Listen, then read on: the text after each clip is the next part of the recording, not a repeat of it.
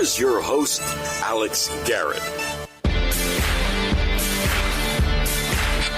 All right, well, because we talked about a serious issue the other day on One Leg Up with Alex Garrett about the LAR, I wanted to hold off on this until my conversation with the LAR and with Assemblywoman Solange was complete, to turn your focus to something else here at Alex Garrett Podcasting. And that would be what happened this week. What happened this week at the DOJ hearing, the House Judiciary Committee hearing oversight over Merrick Garland. See, everybody talked about Biden and talked about the whole how are you handling, indicting a former president and then the son of the current president. That's all a mess. But I had read somewhere that the DOJ was putting in monitors to school board meetings, and I was really disturbed by that, as was New Jersey Republican Congressman Jeff Van Drew. Take a listen to his back and forth with Merrick Garland. Welcome, Attorney General. Following your confirmation, Americans were promised they were getting a focused, nonpartisan to lead their federal law enforcement. I had my doubts back then. And the last 2 years have more than confirmed in my mind those fears. Never in my life would I have thought that I would see such a politicized DOJ. Never in my life would I have thought I would see such a Department of Justice that didn't obey their own rules. Never in my life did I think I would see the egregious investigations conducted under your watch, or the blatant disregard of the First Amendment by FBI field officers under your watch.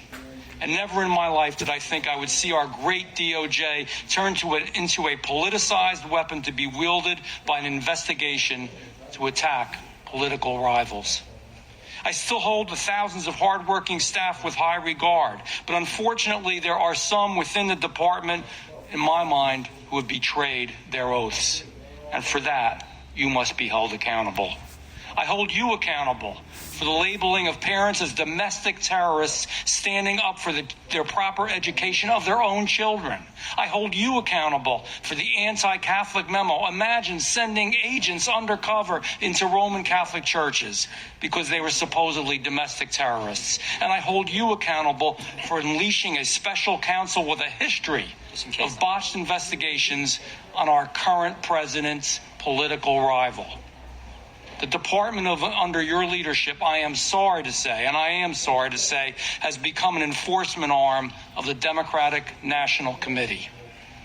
If there is a perceived threat to the Democratic Party, this DOJ attacks every single time. But when there are actionable threats against conservatives, this DOJ stays put. Violent protesters outside the Supreme Court justice's home, unpunished. Attacks on pro-life centers, unpunished. The two-tiered system of justice is clear, and it's clear to the American public. And the buck stops with the man in charge. That man is you. The actions of the DOJ are on you. The decline of Americans' trust in our federal law enforcement is on you. Let me stop it right there. I'm going to reference what he's talking about. So, though Attorney General Merrick Garland never wrote in his letter in 2021, in the memo, I researched this, specifically that that parents were domestic terrorists. No.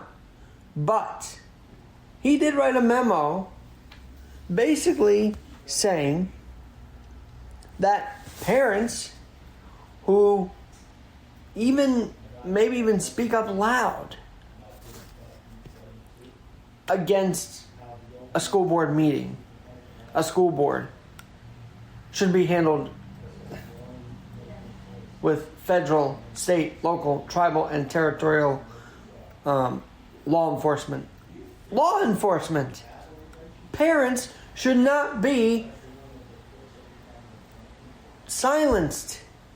I am so glad that parent in Virginia was pardoned by Governor Youngkin for defending his daughter in the school board meeting.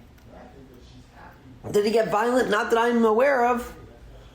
Do any of these parents really get violent? Not that I'm aware of. They just want their kids to have the right education and to be treated right and to be in a safe environment with teachers that love teaching and not love curriculum that might give a very skewed view of America. As I've said before on this podcast, there's a 1619 curriculum that was basically based on lies, but that's being taught to kids today. The issue in Virginia was about the transgenders allowed to be in the bathroom of a female, biological female. And that, of course, proved dastardly for that Virginia parent who was pardoned by Governor Youngkin. And his name is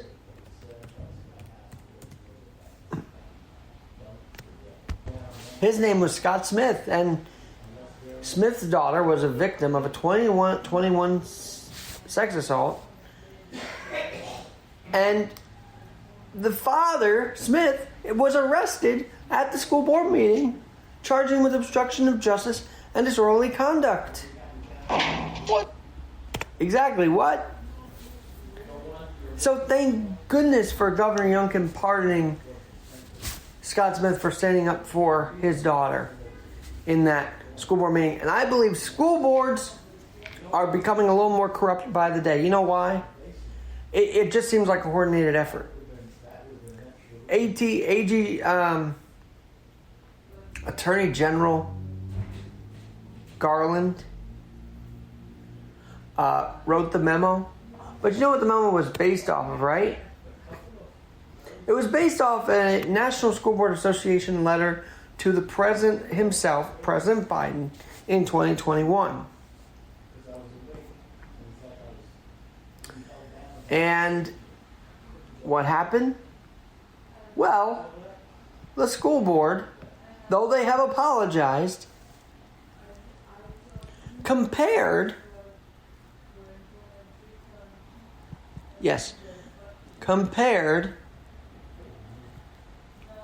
basically the parents to domestic terrorists.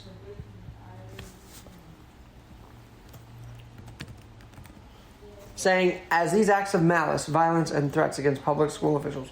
What threats, violence, malice have been going on against public school officials have increased? I haven't heard much of that. The classification of these heinous actions could be the equivalent to the form of domestic terrorism. So basically, any parent speaking up for the right of their kid is now domestic terrorism. And what's so angry about this is this letter prompted a memo. I mean, look at the timeline. The 29th of September, 2021.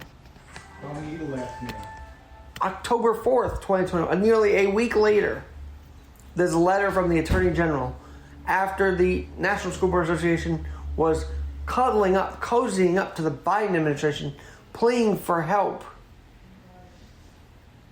That's a coordinated effort against parents in America today. But Congressman Jeff Van Drew went on to question Attorney General Garland. Do you agree that parents attending school board meetings should be categorized? Should parents that go to school board meetings and are very vocal about their kids' education, should they be classified as domestic terrorists? Of course not. And my memo made clear that vigorous objections to policies in schools are protected so it's not. by the First Amendment. That's what he wrote. But he then said that protection does not extend to threats of violence or efforts. I don't know of any parent that has literally gone up to the school board panel and threatened them like I don't know, freaking try and choke one out. That's where my issue is with this. is we're going to have 14,000 public school districts monitored by the DOJ to this day. It's a story that never goes away. I know this is 2 years old at this point, but because school year is back, because it is a wide swath that this memo impacted when it first got released, and because DOJ monitoring just sounds creepy and so government surveillance to me, he has to be brought up on this. And I'm glad that Congressman Vendrew focused on it. I'm glad that someone focused on it. Beyond just Biden and Trump, this idea that they are going to be free to monitor the 14,000 public school districts, basically chilling, as Jim Jordan would say, any parent's concern is concerning. So he told the FBI, the United States Attorney, to convene meetings with federal, state, local, tribal, and territorial leaders within 30 days of the issuance of this memorandum, facilitating the discussion of strategies addressing threats against school administrators, board members, teachers, staff. I mean, this is communist.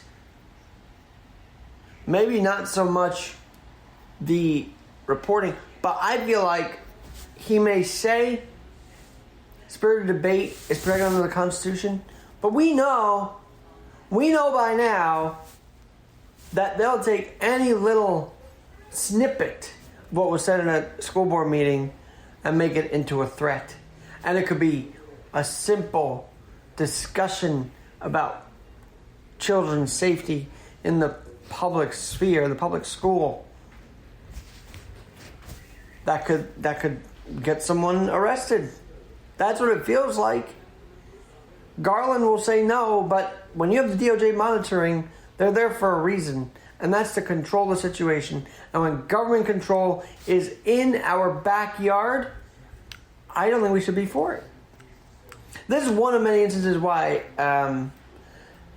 as much as I've had my issues with him, it's starting to get back on the Trump train a little bit, because I don't see a viable candidate against Biden, and I'm sorry, I just don't see him as a viable second-term president.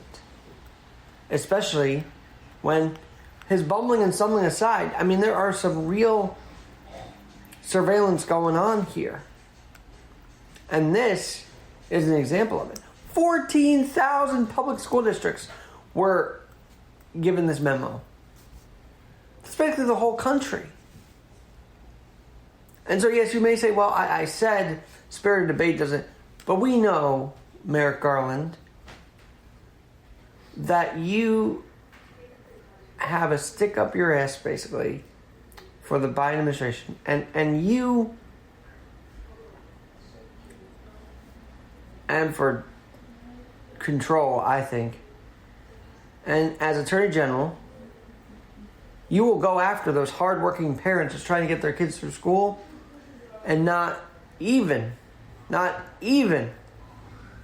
to this day go after those who commit real crimes in New York City, in LA, in Chicago.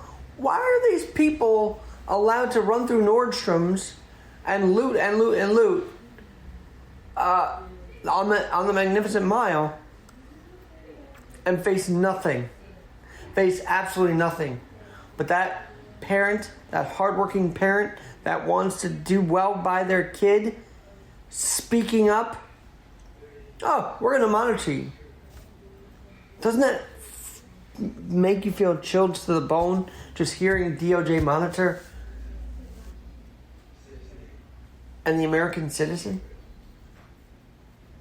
Because whatever role, parent, teacher, whatever role is at play here, even student, it's a firstly monitoring of Americans. And yeah, you can say we've been doing it for years and whatnot, but this is a real in-your-face monitoring that just seems so unnecessary. And then I want to tell you a story about what happened in Westchester. Did you hear about this? In Westchester, there was an incident with the school board up there and a parent of a child with disabilities. I came across this story.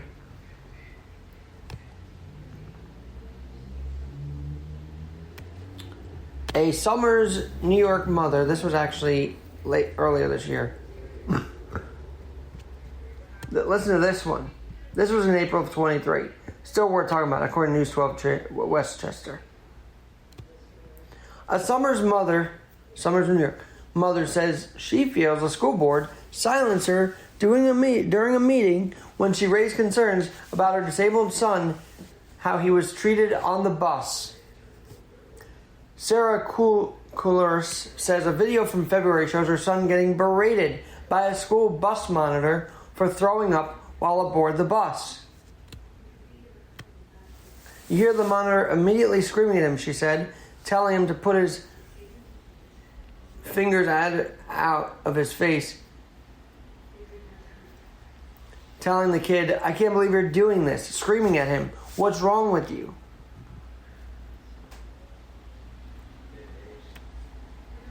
Coolers then filed a Dignity for All Students Act, which is to protect students from harassment, bullying, and discrimination, and when a report is filed, it triggers an investigation into the incident.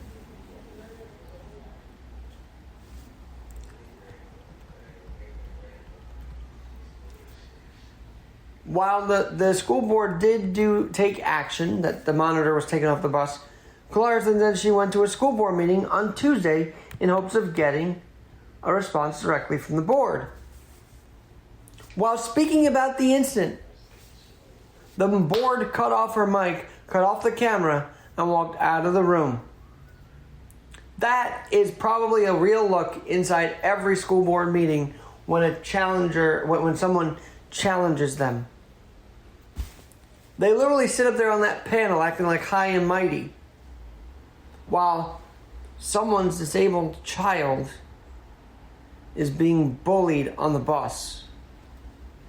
That example hits home. And I would like to get her on, see if there's been any progress. It is a new school year. See if anything's happened.